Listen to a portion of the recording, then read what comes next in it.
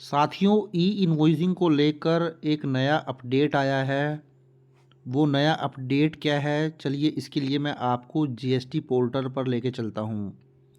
तो देखिए, GST portal पर आप देख सकते हैं एक नई एडवाइजरी जो है इशू कर दी गई है डिपार्टमेंट के द्वारा, जहाँ पर बताया गया है time limit for reporting E invoice on the IRP portal.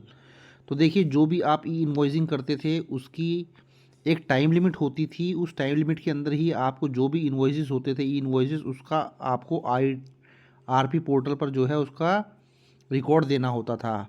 तो अब जो इसकी लिमिट है उसको घटाकर 10 करोड़ रुपए कर दिया गया है। तो चलिए पूरी अपनी हम सारी ही जो है इसको जो इन्फॉर्मेशन है उसको एक बार देख लेते हैं। तो आप देख सकते हैं यहाँ पर, मैं आपको बता देता हूँ एक बार। तो देखिए, जब हम यहाँ आते हैं फर्स्ट पॉइंट पे, dear tax payer, with reference to the earlier advisory dated 30 September 2023। तो 30 सितंबर 2023 को एक एडवाइजरी निकाली गई थी जहां ये बताया गया था time limit of 30 days for reporting E invoice on IRP portal for tax payers with annual aggregate turnover of ₹100 crore and above. तो पहले क्या आता था, ऐसे टैक्स पेयर जिनका एग्रीगेट टर्नओवर फाइनेंशियल ईयर के अंदर 100 करोड़ या 100 करोड़ से ज़्यादा होता था, तो उनको विद इन 30 days के अंदर अंदर जो भी उनके ई इन्वॉइसिंग होते थे उनको रिपोर्ट करना होता था आईआरपी पोर्टल पर। बट देखिए, अब इस लिमिट को देखिए घटाकर केवल और केवल 10 करोड़ रुपीज़ कर दिया गया है। तो आप देख सकते हैं सीधा 100 करोड़ से वो जो लिमिट है उसको 10 करोड़ रुपीज़ कर दिया गया है। तो देखिए, अब यहाँ बताया गया है from 1 April 2025 tax payer with an aggregate turn over of ₹10 crore and above would not be allowed to report e invoice older than 30 days from the date of reporting on IRP portal. तो अब यहाँ clearly mention कर दिया गया है, अगर आपका turnover 100 crore नहीं होगा, मीन्स 10 करोड़ या 10 करोड़ से अबव भी होगा, तो उस केस में अब केवल और केवल आपको 30 days का ही टाइम मिलेगा वो आपके जो ई इनवॉइस हैं उनको रिपोर्ट करने का आईआरपी पोर्टल पर। तो 30 दिन से अगर डिले आप हो जाएंगे तो फिर आप जो है रिपोर्ट नहीं कर पाएंगे।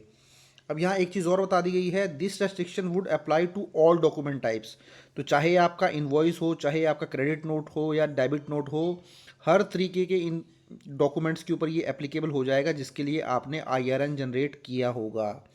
अब एक एग्जांपल यहाँ बता दिया है। एग्जांपल में सिंपली यही बताया गया है, अगर आपने कोई इनवॉइस 1 अप्रैल 2025 को जो है रेज़ किया है, तो अब आप उसको 30 अप्रैल 2025 के बाद रिपोर्ट नहीं कर पाएंगे। जैसे कि मैंने आपको बताया, केवल अब 30 days का टाइम ही आपको मिलेगा। 30 दिन के अंदर ही आपको जो है रिपोर्टिंग करनी होगी उन ई इन्वॉइसेस की जो आपने जनरेट किए हैं आईआरपी पोर्टल के ऊपर। तो देखिए दोस्तों, बहुत बड़ा ये चेंज है।